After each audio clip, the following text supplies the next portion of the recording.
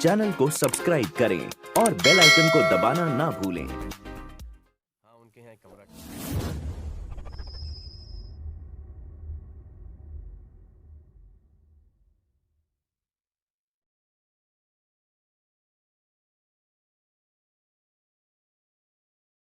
Hello दोस्तों, नमस्कार। आपके अपने यूट्यूब चैनल मनी मस्ती पर आपका स्वागत है। दोस्तों, आज की वीडियो में हम रिलायंस इंडस्ट्रीज़ लिमिटेड के बारे में बात करने जा रहे हैं, जहां कंपनी से जुड़ी हुई खबरों की चर्चा करेंगे।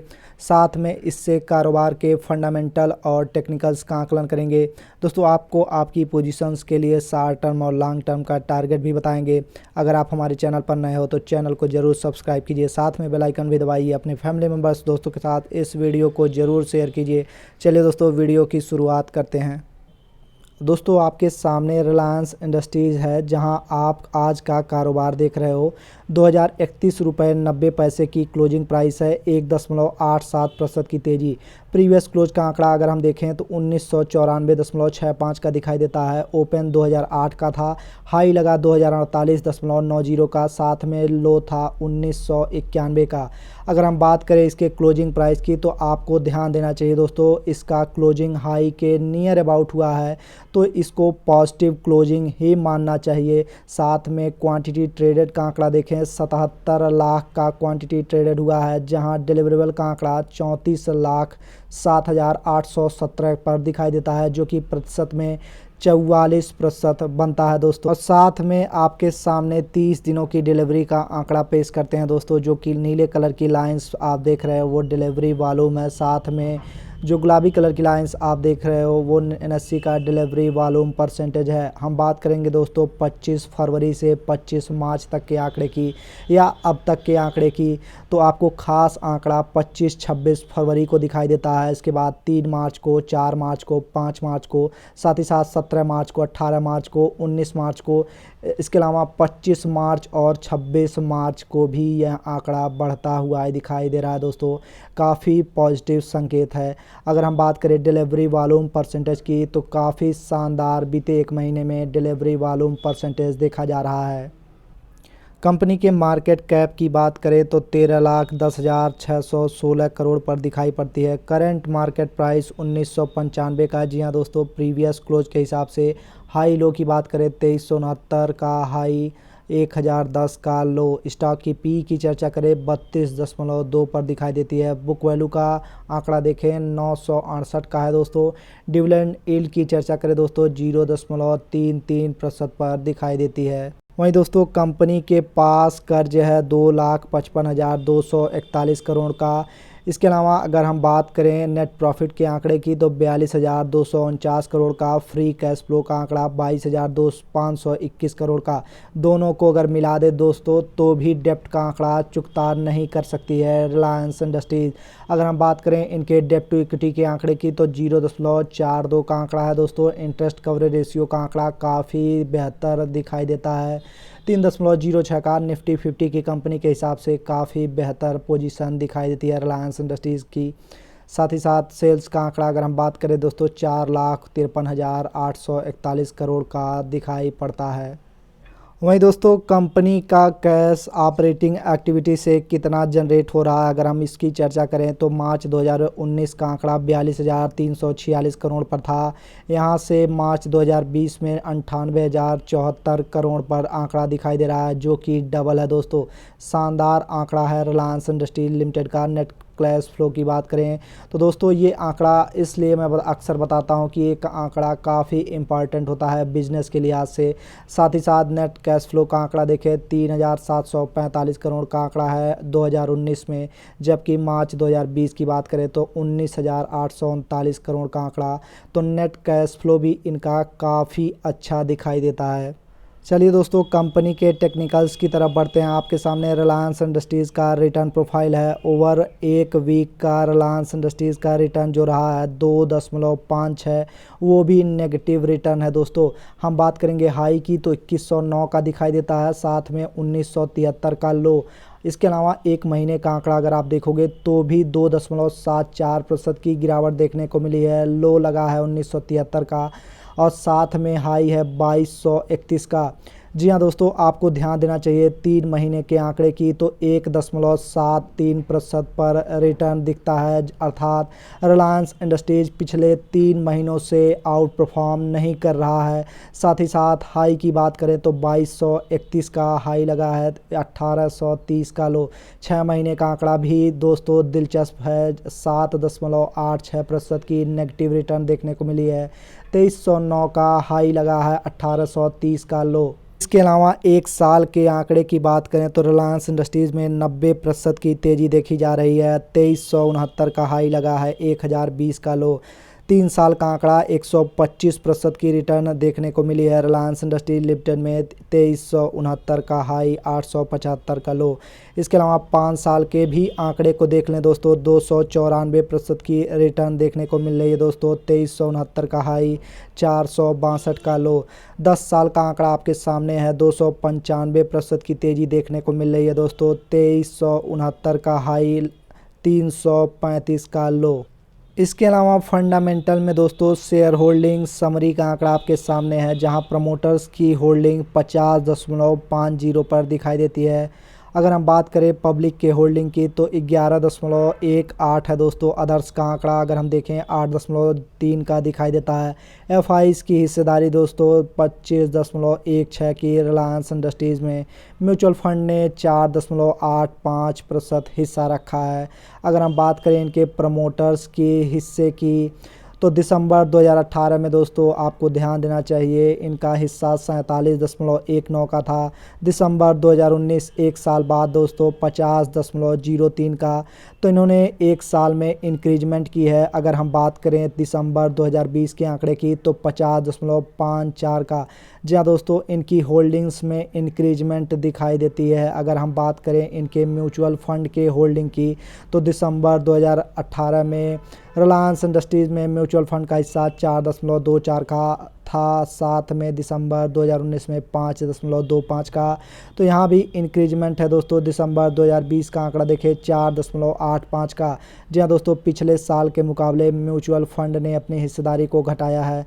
साथ ही साथ अगर हम बात करें इनके एफआईज़ के आंकड़े की तो अब आपके सामने एफआईज़ का आंकड़ा है, जिसमें दिसंबर 2018 में आप देख रहे हो 23.93% का हिस्सा एफआईज़ रखते थे। साथ ही साथ दिसंबर 2019 में अगर हम देखें तो 24.51 का, जिसमें बढ़ोतरी देखने को मिली थी। अगर हम बात करें दिसंबर 2020 की तो 25.16 का आंकड़ा है दोस्तों। जी हाँ दोस्तों, म्यूचुअल फंड ने अपनी हिस्सेदारी को घटाया है तो एफआईज़ ने इसमें हिस्सेदारी बढ़ाई है। अगर हम बात करें दोस्तों प्रमोटर्स और एफआईज़ इस स्टॉक पर बुलिश दिखाई देते हैं। दोस्तों रिलायंस इंडस्ट्रीज लिमिटेड से जुड़ी हुई खबरों की चर्चा करें तो आपके सामने एक हेडलाइन है, decode Reliance demerger of O2C business. अगर हम बात करें इस खबर के डिटेल्स की, इस खबर की डिटेल्स को देखें तो रिलायंस इंडस्ट्रीज़ के जियो बिज़नेस में फेसबुक का बड़ा निवेश ऑलरेडी हो चुका है दोस्तों। इसके अलावा मेगा राइट इशू जो कि पिछले साल हुआ था, marquee global private equity players के निवेश की श्रृंखला के बाद रिलायंस $36 बिलियन का शुद्ध निवेश प्राप्त कर चुका है। इसके अलावा कंपनी ने ये भी घोषणा की है कि वो अपने O2C बिजनेस पर फोकस कर रही है। आश्चर्य की बात नहीं है दोस्तों कि रिलायंस इंडस्ट्रीज़ की आगती 3 मेगा सहायक कंपनियों O2C, जियो रिटेल के साथ एक होल्डिंग कंपनी है। अगर हम बात करें O2C बिजनेस के मूल्य का तो 50 बिलियन से अधिक है। कंपनी के O2C बिजनेस के ईबिटा की बात करें तो दोस्तों वित्त वर्ष 2023 तक $18 बिलियन तक होने का अनुमान है। साथ ही साथ कंपनी पूर्णतः ऋण मुक्त है। O2C बिजनेस में अगर हम बात करें हिस्सेदारी की तो अल्पतम हिस्सेदारी की बिक्री से, जी हाँ दोस्तों फोकस कीजिएगा, अल्पतम हिस्सेदारी की बिक्री से $25 बिलियन तक मिलने का अनुमान है। साथ ही साथ आरआईएल के सिंहासन पर मुकेश अंबानी की सोच क्या है, इसका पता लगाना बहुत ही मुश्किल है। O2C डीमर्जर पेट्रोकेमिकल तेल और गैस से जुड़े सभी आरआईएल कारोबार अपस्ट्रीम ऑयल कारोबार को छोड़कर एक अलग सहायक O2C में बंद कर दिए जाएंगे। साथ ही साथ बिक्री के आधार पर एक सहायक के लिए O2C परिसंपत्तियों के हस्तांतरण में आरआईएल से O2C बिजनेस के ब्याज असर वाले ऋणों पर विचार शामिल है। जी हाँ दोस्तों, ध्यान दीजिएगा, जो आरआईएल को टैक्स कुशल तरीके से O2C में अल्पसम हिस्सेदारी की बिक्री से 25 बिलियन तक बढ़ाने की अनुमति दे देगा। जी हाँ दोस्तों, ये है कंपनी का मानना है कि भारत में सबसे बड़े डाउनस्ट्रीम लेन देन में से एक है जो सऊदी अरामको के साथ बातचीत चल रही है।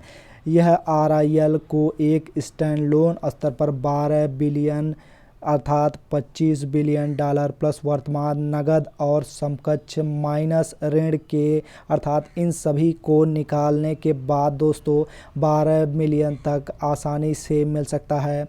इसके अलावा जेपी मोर्गन की रिपोर्ट की बात करें तो आरआईएल के पास एक रियल एस्टेट और लैंड बैंक है जिसमें हिस्सेदारी की बिक्री से 1.1 से 5 बिलियन डॉलर का उत्पादन होता है। इसके अलावा रिलायंस रिटेल में कोई भी पूंजी जुटाने की योजना है, जहां आरआईएल अभी भी जियो में 85% बनाम 66% हिस्सेदारी रखती है। इसका मतलब है मुकेश अंबानी की अगली बड़ी महत्वाकांक्षा के लिए खेल में बहुत अधिक तरलता है। साथ ही साथ अगर हम बात करें रूढ़िवादी आधार पर लगभग $15 बिलियन का निवेश करने की क्षमता है बिना किसी कर्ज के। जी हाँ दोस्तों, इससे मार्केट कैप का अंदाज़ा कितना अच्छा हो सकता है या कितना बढ़ सकता है, इसका अंदाज़ा आप बिल्कुल लगा सकते हैं। जबकि हम बात करें पेट्रोकेमिकल रिफाइनिंग मिनरल्स में रिलायंस के इस कदम से अतीत के वैश्विक तेल की बड़ी कंपनियों और उसके रिटेल रणनीति अमेरिका में वॉलमार्ट की ताज़ा याद को ताज़ा करती है, जो कि उसे जियो की बाजीगरी के साथ हासिल की थी। वह विश्व स्तर पर अद्वितीय है। जी हाँ दोस्तों, जियो की बात हो रही है। टेलीकॉम की दुनिया में कहीं भी एक खिलाड़ी इतनी देर से प्रवेश करता है और इतनी जल्दी नंबर 1 हो जाता है। जियो की बात हो रही है दोस्तों। इससे अंबानी के अगले कदमों पर उम्मीदें बढ़ गई हैं, हरे रंग के भविष्य पर। जी हाँ, अगला इनका दाव जो है, उनकी टिप्पणी मुकेश अंबानी की तरफ से की गई है कि एजीएम के दौरान उन्होंने कहा सभी बड़ी चुनौतियों जलवायु परिवर्तन और स्वच्छ और सस्ती ऊर्जा की आवश्यकता से निपटने के लिए हमारे ऊर्जा व्यवसाय को बदलना हमारा नया विकास अवसर है। आरआईएल 2035 तक नेट कार्बन जीरो कंपनी बनना चाहता है और उसने कुछ फोकस क्षेत्रों की पहचान की है। ध्यान दीजिएगा दोस्तों, सौर पवन बैटरी का उपयोग कर सस्ती ऊर्जा और भंडारण, हाइड्रोजन अर्थव्यवस्था में संक्रमण, कार्बन कैप्चर और स्टोरेज प्रौद्योगिकी में निवेश और उन्नत और विशेष सामग्रियों का एक पोर्टफोलियो विकसित करना। जी हाँ दोस्तों, अगला कारोबार इसी से जुड़ा हुआ है, जो कि बहुत ही पॉजिटिव संकेत है निवेशकों के लिए, जहां O2C बिजनेस व्यवसाय कार्बन कैप्चर तकनीक और हाइड्रोजन अर्थव्यवस्था पर ले जाएगा। अन्य नई ऊर्जा नई सामग्री पहले स्टैंडलोन आरआईएल होल्डिंग कंपनी के तहत होगी। गौरतलब है कि डीमर्जन की घोषणा के कुछ दिनों के बाद आरआईएल ने अमेरिका स्थित स्काईटान में अपनी हिस्सेदारी बढ़ाकर 54.46% कर दी। स्काईट्रान पान टैक्सियों के माध्यम से परिवहन समाधान विकसित करता है। डॉट्स को जोड़ते हुए ऐसा प्रतीत होता है कि अंबानी अपनी नई ऊर्जा और नई सामग्री और पर्यावरण के अनुकूल परिवहनों पहलों के साथ वैश्विक स्तर पर जा सकते हैं। यह अमेरिका और विकसित देशों जैसे यूरोपीय संघ के नेताओं की हाल में विकसित उन्नत इरादों का चलन है, जो हाल में ही ग्रीन हाउस गैसों में 2030 तक 55% की कटौती करने में सहमत है। मॉर्गन स्टैनली ने डीमर्जन पर अपनी रिपोर्ट में कहा, इस पुनर्गठन के साथ आरआईएल में 4 विकास इंजन होंगे। जी हाँ दोस्तों, मैंने इसको ऑलरेडी मेंशन किया है। डिजिटल, खुदरा, नई सामग्री और नई ऊर्जा। जबकि बाजार पहले 2 व्यवसाय के लिए मूल्य की सराहना करता है, हम आय के लिए महत्वपूर्ण उल्टा जोखिम देखते हैं और O2C के लिए गुणा करते हैं, क्योंकि RIL नई ऊर्जा प्रौद्योगिकी में निवेश करता है। तो चलिए दोस्तों, अब हम रिलायंस इंडस्ट्रीज़ के कारोबार को समझेंगे। इनका मार्केट शेयर अगर हम चर्चा करें दोस्तों, तो ब्रॉडबैंड में 55% पर दिखाई देता है। साथ ही साथ मार्केट शेयर इनका पेट्रोलियम प्रोडक्ट से 29% का हिस्सा आता है। साथ ही साथ मार्केट शेयर अगर हम मोबाइल टेलीकॉम में, जी हाँ, इनका जियो का जो बिज़नेस है 35.4% मार्केट शेयर रखता है। करंट सिचुएशन की बात करें तो रेवेन्यू का आंकड़ा अगर हम देखें तो डिजिटल सर्विसेज से 2% रेवेन्यू जनरेट करती है कंपनी। ऑर्गेनाइज्ड रिटेल से हिस्सा 23% आता है। पेट्रोकेमिकल से 19%। अदर्स का आंकड़ा 5%। जी हाँ दोस्तों, रियल एस्टेट जिसकी बात मैंने ऑलरेडी आपको बता दी। अगर हम बात करें दोस्तों इनके सबसे बड़े आंकड़े की, तो रिफाइनिंग का आंकड़ा 51%। तो इनका अगर O2C बिजनेस देखेंगे तो लगभग 60 से 70% रेवेन्यू कंट्रीब्यूट करता है। जी हाँ, इसी बिजनेस को कैश काऊ भी कहा जाता रहा है। दोस्तों अभी के समय में कंपनी का प्रॉफिट भी अगर हम देखें तो पेट्रोल रिटेल से 1% का आंकड़ा है। कनेक्टिविटी से 13% प्रॉफिट जनरेट करती है। ग्रोसरी से 23% प्रॉफिट जनरेट करती है रिलायंस इंडस्ट्रीज़। अन्य आंकड़ों में कंज्यूमर इलेक्ट्रॉनिक्स का आंकड़ा है 29% का आंकड़ा। साथ ही साथ फैशन एंड लाइफस्टाइल का आंकड़ा 34% पर दिखाई पड़ता है। अन्य आंकड़ों की बात करें दोस्तों तो आपको ज़रूर गौर फरमाना चाहिए। रिटर्न ऑन इक्विटी का आंकड़ा 8.68 का मार्च 2020 का आंकड़ा है। एनुअल चर्चा हो रही है दोस्तों, मार्च 2019 में 10.22 का था, जबकि मार्च 2018 में 12.29 का। मार्च 2017 में देखें तो 11.37 का, वहीं मार्च 2016 में 12.89 का। जी हाँ दोस्तों, 5 साल के सबसे कम आंकड़े की तरफ Reliance industry return on equity के पैमाने पर हम बात करेंगे। रिटर्न ऑन कैपिटल एम्प्लॉयड का आंकड़ा 10.62 का मार्च 2020 में, मार्च 2019 में 10.45 का, मार्च 2018 में 11.42 का, मार्च 2017 में 9.22 का, जबकि मार्च 2016 में 7.18 का। जी हाँ दोस्तों, रिटर्न ऑन कैपिटल एम्प्लॉयड पर इनका उतना बुरा हाल नहीं है। बात करेंगे रिटर्न ऑन एसेट की तो 3.37 का आंकड़ा मार्च 2020 में, 3.94 का आंकड़ा मार्च 2019 में, 4.41 का आंकड़ा मार्च 2018 में, मार्च 2017 में 4.19 का आंकड़ा, मार्च 2016 में 4.9 का आंकड़ा। जी हाँ दोस्तों, रिलायंस इंडस्ट्रीज़ का रिटर्न ऑन एसेट के मामले में भी हालत खस्ता है। इसके अलावा कंपनी जो कारोबार करती है उसमें इसके मार्जिन किस तरह के हैं, हम इसकी चर्चा करेंगे। तो ग्रॉस प्रॉफिट मार्जिन पर आपको ज़रूर फोकस करना चाहिए दोस्तों। मार्च 2020 में आंकड़ा 17.12 का। सीधे बिजनेस से ताल्लुकात रखने वाला 16.25 का मार्च 2019 में था, 18.92 का मार्च 2018 में, मार्च 2017 में 18.21 का, साथ ही साथ मार्च 2016 में 19.61 का। ग्रॉस प्रॉफिट मार्जिन में ज़बरदस्त गिरावट देखने को मिल रही है दोस्तों, 5 साल के लोवेस्ट पर। मार्च 2019 का आंकड़ा काफ़ी ख़राब था। मार्च 2020 में थोड़ा सा डेवलपमेंट देखने को मिल रहा है, लेकिन तब पर भी आंकड़ा बुरा ही माना जाएगा दोस्तों।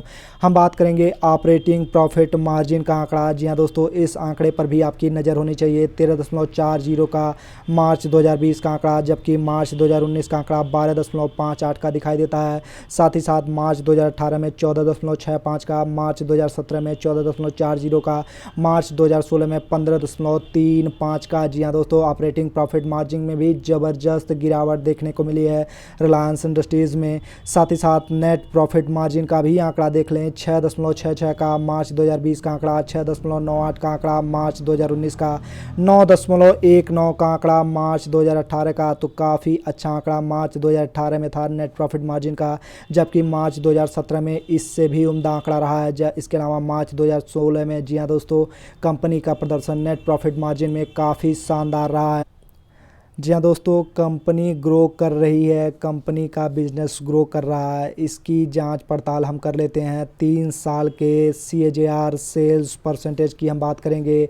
मार्च 2020 में 39.79 का, मार्च 2019 में 44.13 का, मार्च 2018 में 2.14 का, जबकि मार्च 2017 में 16.16 का।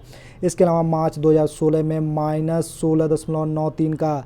दोस्तों 3 साल के CAGR सेल्स के पैमाने पर काफ़ी बेहतर प्रदर्शन है। साथ ही साथ 3 साल के CAGR नेट प्रॉफिट का आंकड़ा हम देख लेते हैं दोस्तों। आपके सामने है मार्च 2020 का आंकड़ा 15.26 का, जबकि मार्च 2019 का आंकड़ा 15.8 का। एक साल में गिरावट दोस्तों। मार्च 2019 का आंकड़ा बेहतर था, साथ ही साथ मार्च 2018 का आंकड़ा उससे भी बेहतर। अगर हम बात करें मार्च 2017 के आंकड़े की तो 15.23 के मार्च 2017 के आंकड़े के करीब में दिखाई देती है दोस्तों। मार्च 2016 का आंकड़ा 19.10 का था।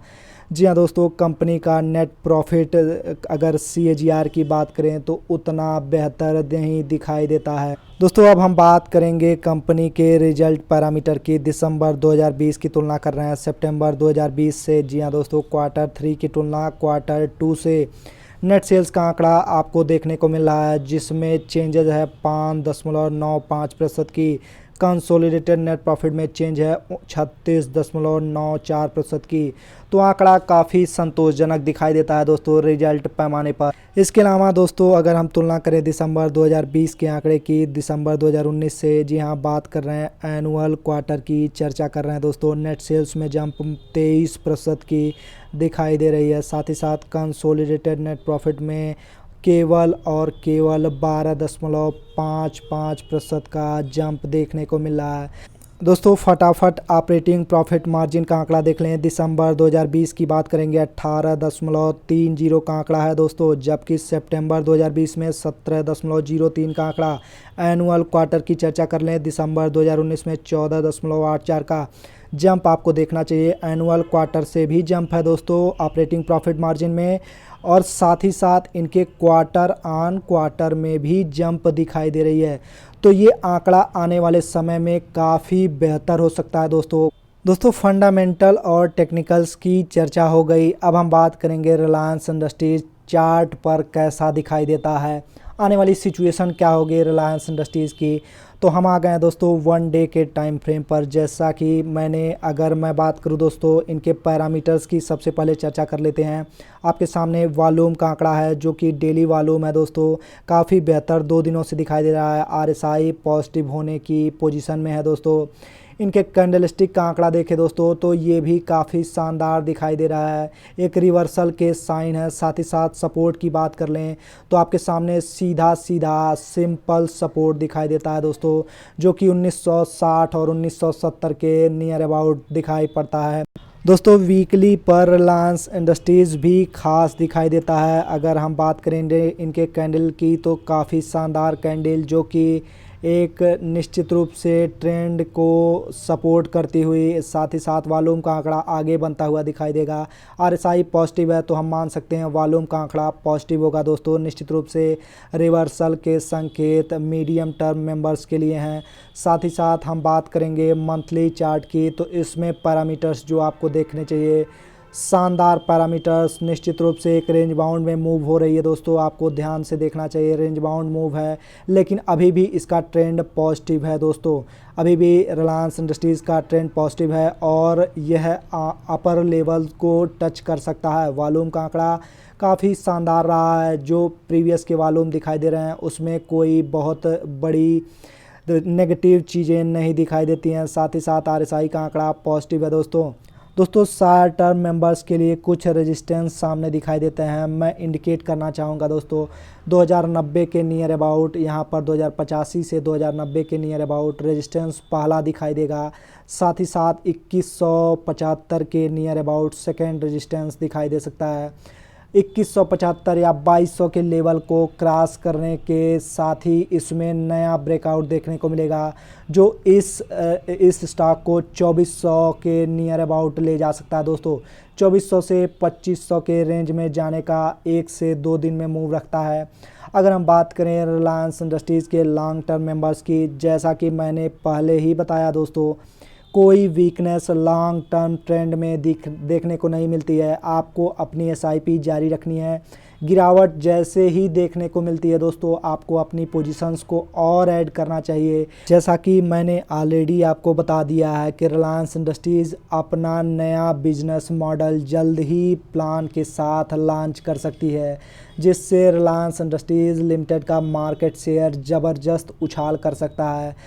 तो दोस्तों, इस वीडियो के माध्यम से हमने रिलायंस इंडस्ट्रीज़ के खबरों की चर्चा करी, साथ में कंपनी के फंडामेंटल और टेक्निकल्स का भी रिव्यू लिया। दोस्तों, मिलते हैं अगली वीडियो में इससे बड़ी रिपोर्ट के साथ। अभी तक हमारे साथ बने रहने के लिए, हमारा वीडियो अंत तक देखने के लिए आपका बहुत बहुत धन्यवाद। जय हिंद।